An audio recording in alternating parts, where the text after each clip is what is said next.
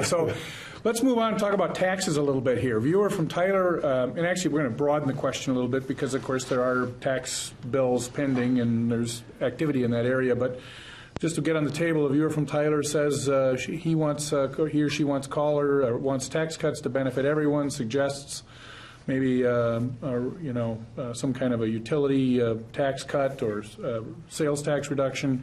Viewer in Hermantown says, what about reducing property taxes by perhaps an increase in the state sales tax? And obviously there's also been lots of activity on taxes around the Capitol in the last several days. Let's start with you, Representative Dean. Tell us a little bit about taxes and where you think we're going, where you think we should go, and so forth. Sure.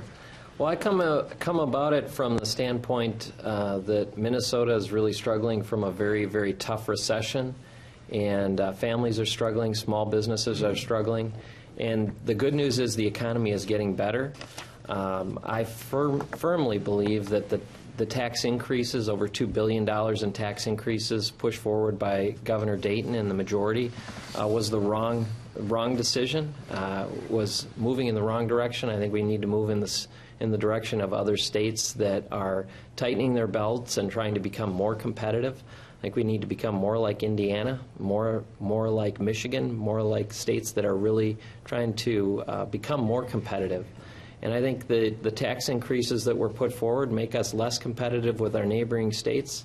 And I fundamentally believe that. And I see that regulation and taxes in Minnesota mean jobs that are not going to be here down the road. And I think that was the wrong decision. I think restoring some of the tax increases that were put forward last year is a step in the right direction, but it's not a tax cut. Let's face it, people. We raised taxes over $2 billion, in my opinion, unnecessarily so. And I think struggling families and small businesses should not have had visited upon them those tax increases. And we as a legislature shouldn't be patting ourselves on the back for cutting taxes when, in fact, at this time, we're just restoring a very, very small amount of those taxes.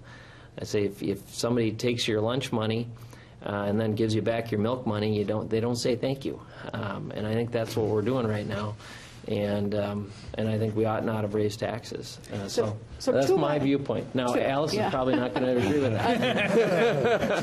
2 biennia ago, this is what rating agencies pay attention to. 2 biennia ago, we, according to them, sort of dishonestly balanced our budget. We started borrowing one time and shifting and so forth. A rating agency pays attention to it. It's one way they determine the soundness of our state and how they're going to rate us for debt. In the last budget cycle, we were still in a downturn. We had to balance the budget, and we wanted to do it responsibly, and I think that's where the tax increase came. After in the upturn, we are now, fortunately, in better times. So that was the issue. Bad economic times, we were shifting and borrowing to balance the budget. The rating agencies don't like that. In that economic downturn, we balanced it responsibly by raising taxes, and now we are on an upswing. And I think what that bears out is raising taxes isn't necessarily a bad thing. The economy still recovered in spite of that, and that's what we're benefiting from this year. So I think if you just look at that, when a rating agency looks at a state, they say, do they have a diverse economy, do they have a healthy economy, and they look at how we set our budget. Those are the things they determine as they decide whether we are a sound economic state.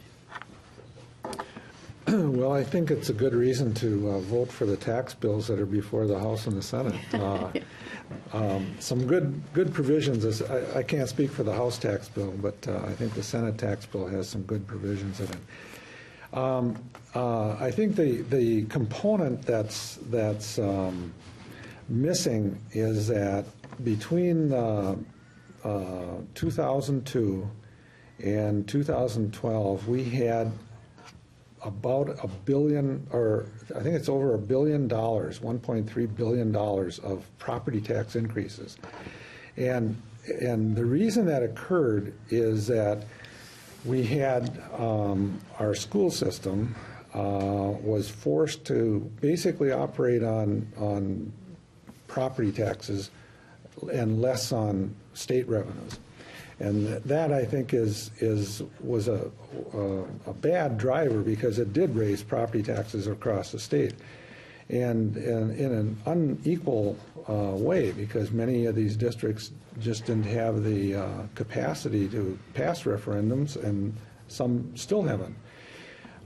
So I think when the revenues were raised in the last budget, the other thing that we did was to try to address things like all-day kindergarten, early childhood investment, and those were to try to address some of the tougher issues of success in many of our school districts. And I think that most states that have all-day kindergarten and early childhood programs do a much better job and have less problems later on, and consequently less costs in their prison system and social service area. And so I think it's an investment, but as Representative Hausman mentioned, that now with some reserves, I think you can reduce some of those taxes.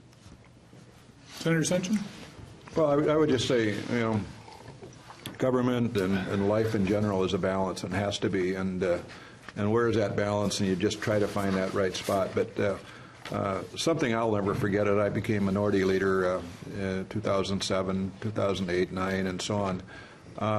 You want to find out what people think, and so you go out and ask them. And along the way, visited many of the major corporations in Minnesota, talked to their leadership, and what really struck me and really honestly pounded to my heart, even to this moment, are the comments, and they were not just one or two or anything like this. This was general. Dave, we're not going to leave Minnesota, but we're not going to grow here. And I will never in my whole life forget those kind of comments. And why aren't they? It's because of the taxes. Again, they love their state, but corporately, from the standpoint of their stockholders all over the country, perhaps even the world, they can't afford to grow here because there are better options other places. I just think we have to look really, really strongly at this. In addition to that, the corporate income tax, or pardon me, the personal income tax, now at least at the higher level, being 10.8%, I think that becomes increasingly more difficult to bring into Minnesota top-flight people that we're going to need in certainly certain sectors to do the kind of work and the imagination that we need to grow our state forward. So I think that this tax issue is just terribly critical. Not only, everybody, hates taxes, but as you put this state together and make it operate in the way it ought to, in a balanced sort of way, I'm not sure we're balanced anymore. And, this is free agency. It's a competitive world that we live in, and I think I'm not sure that we realize that to the extent that we need to. But Dave, when we went around the state, down in southwestern Minnesota, they need water. Yeah. I mean, there's communities down there that are running out of water, and they're moving to Iowa. You go in other parts of the state, they need housing. Yeah. And I think some of those things are just as important. If they don't have housing, they can't grow. Yeah. And trying to find those a solution to those problems are probably as difficult, if not more difficult, than some of the others. That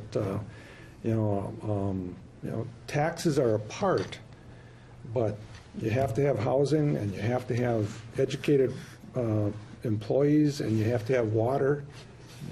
So it's... No, I don't say there's a balance there. There's no question about it. It's just, are we in balance? We have a viewer from Glenwood who wants to talk about the tobacco tax. Will the legislature consider lowering the tobacco tax? Anybody want to take a run at that? I don't think we'll be visiting that this year. Unlikely to happen. Can we tell him that? I'm afraid that would be the most likely response. Well, I would like to say to this gentleman, I'm sorry, because he's paying more for tobacco because the financing for the Viking Stadium did not work out and he got taxed more. and unfairly so. And taxes should be fair, and I think that smokers are bearing an unbearable amount of the hit, not just smokers, but also convenience stores and others, particularly in border communities, that we hit harder, and we affect those economies.